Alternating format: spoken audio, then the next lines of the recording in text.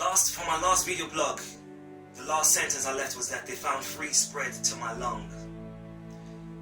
Now, when the surgeon had told me that they found free spread to my lung, I tell you what, I left that hospital and I just sat down outside. I can remember just sitting down outside next to the lift, and I sat there for about 10 minutes and tears just streamed down my face. Yeah, I shed tears.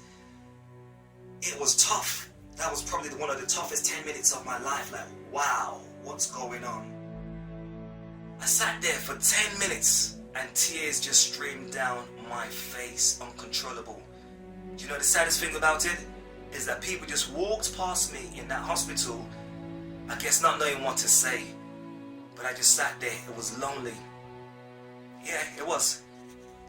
So, after I heard that news, I knew I had to have further scans. It's called a PET scan that I had to just make sure that what they saw was true. So I had the PET scan done, and the PET scan clarified that it had spread to one of my lungs. So I went in to see the oncologist, and the oncologist basically said the plan of action is to have 3 months worth of chemotherapy. It's going to be intense.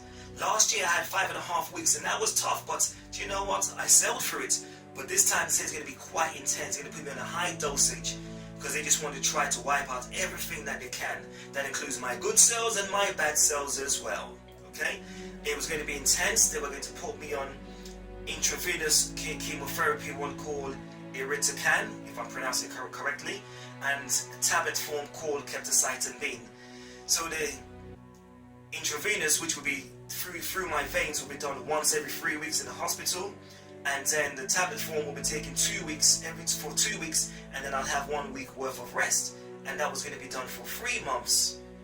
I wasn't looking forward to it, but you know what, the doctors being the experts, I decided, okay, yep, I'll go ahead, I'll have a go, you know, let's try to get rid of this thing that's in my body. It doesn't belong in my body, I don't want it in my body.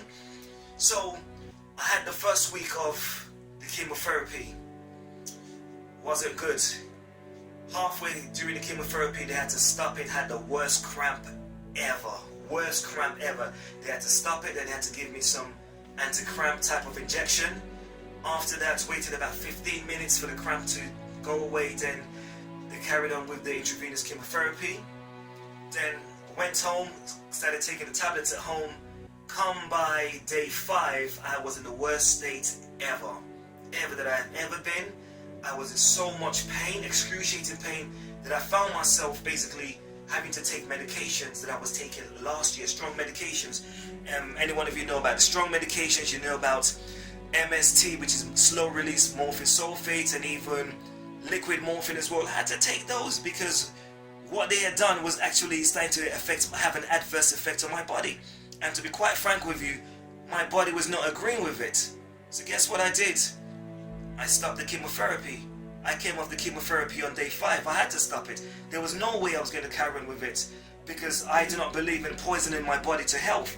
So yes, I did stop the chemotherapy and I came off it.